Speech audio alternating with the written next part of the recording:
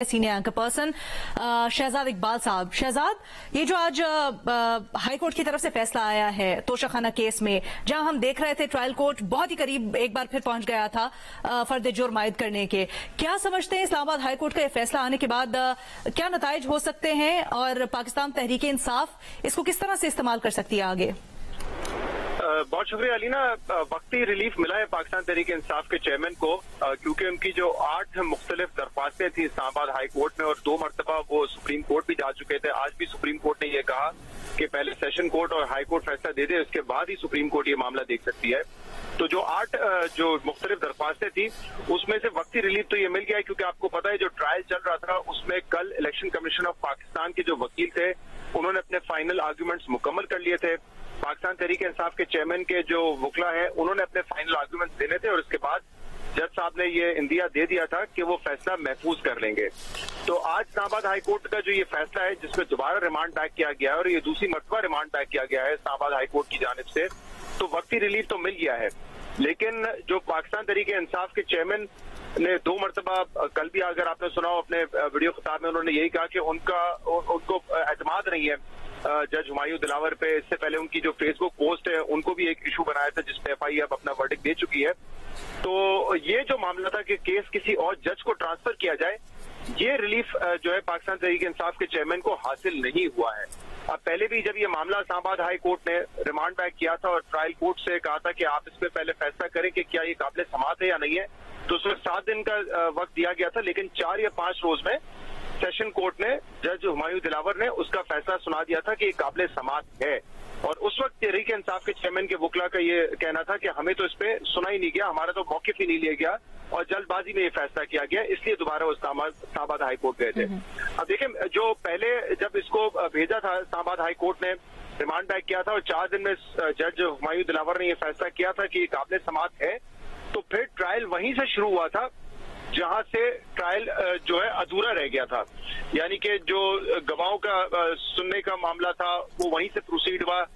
ये नहीं हुआ था कि जो फर्द जुर्म आयद हो गई थी वो कलअदम हो गई। तो अब अगर यही जज साहब ने दोबारा मेंटेनेबिलिटी का मामला सुनना है और अगर ये दोबारा इसको काबिल समाअत करार देते हैं, जो कि बजाय लगता है क्योंकि पहले भी इन्होंने यही फैसला दिया था और अब तो ट्रायल को बिल्कुल आखिर में लेके चले गए थे, तो जहां मेरी अंडरस्टैंडिंग है वो मामला तो फिर वहीं से शुरू होगा। लेकिन शहजाद, वो तो मामला वहीं से शुरू होगा, आप सही कह रहे हैं, लेकिन लिंगर ऑन ज्यादा नहीं हो जाएगा आपको लगता है? क्योंकि देखें, एक तो मामला मेंटेनेबिलिटी का है, वो आप कह रहे हैं कि 4-5 दिन में वो हो सकता है कि कह दें कि ये मेंटेनेबल है, काबिल समाअत है। लेकिन दूसरा मामला जो विटनेस को प्रोड्यूस करने का है, इस पर अभी इस्लामाबाद हाई कोर्ट ने समाअत करनी है।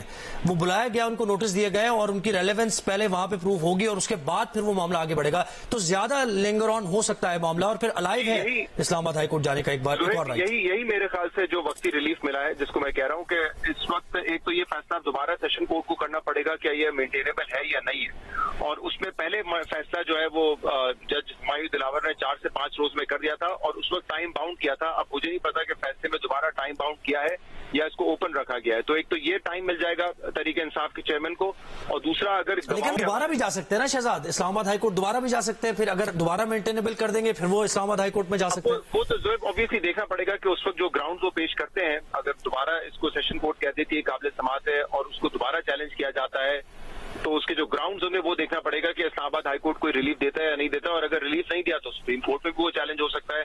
तो इस वक्त तो टेक्निकल इशू बनाते हुए ही तहरीक इंसाफ के चेयरमैन इस मामले को आगे लेके जा रहे हैं, मेरिट पे नहीं बल्कि टेक्निकल ग्राउंड वो हासिल करने की कोशिश कर रहे हैं। और एक मरतबा जब ये मामला सेटल हो जाएगा तो दूसरा जो आप कह रहे हैं इस्लामाबाद हाई कोर्ट ने ये भी देखना है जो उनके विटनेसेस को नहीं प्रेजेंट होने दिया था और ये कह के उसको मुस्तरद कर दिया था जज हुमायूं दिलावर ने कि वो रेलेवेंट विटनेसेस नहीं थे, वो मामला इंपॉर्टेंट है। अगर वो भी उसको मिल जाता है तहरीक इंसाफ को यहाँ पर रिलीफ, तो फिर जो है कुछ दिन शायद जो गवाह हैं वो प्रोड्यूस होंगे, वो अपना बयान देंगे और फिर उसके बाद मामला होगा। तो मेरे ख्याल से टाइम तो इसमें मिल जाएगा। जो फौरी तौर पे ऐसा लग रहा था कि फैसला महफूज हो सकता है आज या कल में, वो तो अब एटलीस्ट नहीं होने जा रहा है। तो एक वक्ती रिलीफ तो इस पर मिल गया है, लेकिन बहरहाल जब भी ये केस सुना जाएगा तो उसकी मेरिट्स बड़े इंपॉर्टेंट होंगे। और देखिए, ये मामला ऐसा है कि इसमें गालिबन सितंबर में इलेक्शन कमीशन ऑफ पाकिस्तान ने इस रेफरेंस पे फैसला दिया था और कहा था कि फौजदारी मुकदमा सेशन कोर्ट में चलाया जाएगा।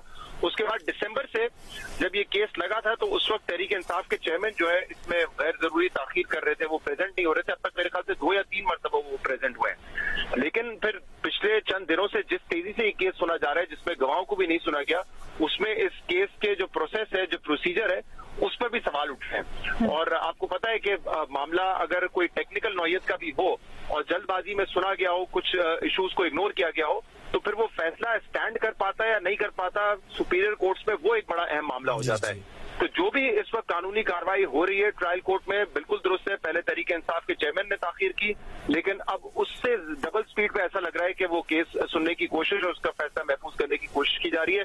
दोनों बातें मेरी नजर में उस पर एतराज उठ सकते हैं और इसीलिए जो भी फैसला हो सेशन कोर्ट का, कोई ऐसा लूप होल उसमें नहीं होना चाहिए जिसकी बुनियाद पर बाद में वो फैसला कलअदम करार दे दिया जाए या मुस्तरद कर दिया जाए सुपीरियर कोर्ट की जानिब से। अच्छा, ये अहम बात है आपकी शहजाद, जब आप कहते हैं कि आगे जाकर इस मामले के ऊपर उंगलियां नहीं उठनी चाहिए। तहरीक इंसाफ एक दफा हुमायूं दिलावर के ऊपर तहफ्फुज़ात का इजहार कर चुकी है, गो के इसके ऊपर FIA की रिपोर्ट और फिर दलाइल भी पेश किए गए दोनों जानिब से। लेकिन हुमायूं दिलावर का ये आगे जाके ये केस सुनना आपको क्या लगता है किस तरह से मुतासिर कर सकता है?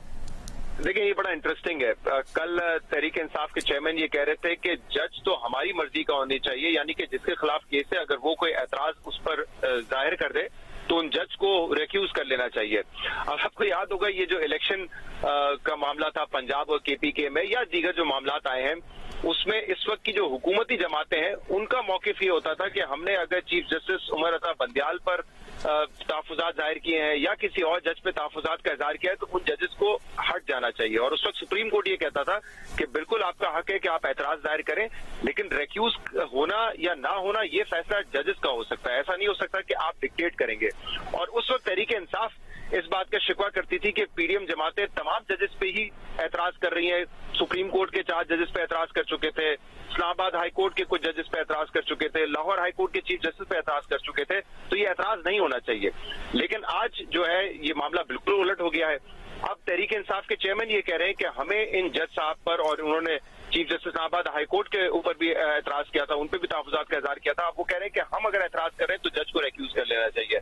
तो देखिए, इसमें ऑब्वियसली एक प्रिंसिपल जो अप्लाई होता है, एक असूल, वो यही होता है कि अगर कोई शख्स आके ये कहता है कि जज पे एतराज है तो वो जज साहब अपने आप को रिक्यूज कर लेते हैं। अभी आपने देखा कि सुप्रीम कोर्ट में मंसूर अली शाह साहब ने ये एक रिवायत तो नहीं कहेंगे क्योंकि पहले वैसे एतराज तो आमिर फारूक साहब ने पे भी किया था PTI ने, जो कि जिन्होंने अभी ये फैसला सुनाया, उन पर भी एतराज कर चुके हैं। मंसूर अली शाह साहब पर अभी एतराज हुआ था तो उन्होंने अपने आप को, जब ये मिलिट्री कोर्ट वाले मामले पर ही, तो मंसूर अली शाह साहब ने पहले पे कहा था किसी को एतराज है तो वो अभी बता दें। उस वक्त नहीं बताया गया, हुकूमत की जानिब से प्रोसीडिंग्स का आगाज हो गया और फिर एतराज किया गया मंसूर अली शाह साहब पर, तो उन्होंने अपने आप को रिक्यूज कर लिया। तो मेरे ख्याल से ये जज पर ज्यादा डिपेंड करता है। अगर उनको लगता है कि जिसके खिलाफ मैं केस सुनना चाह रहा हूँ उसका एतमाद ही नहीं है तो ये उनकी बिल्कुल, और ऐसा वो भी चुका है। जी शहजाद हमारे साथ ही रहिए।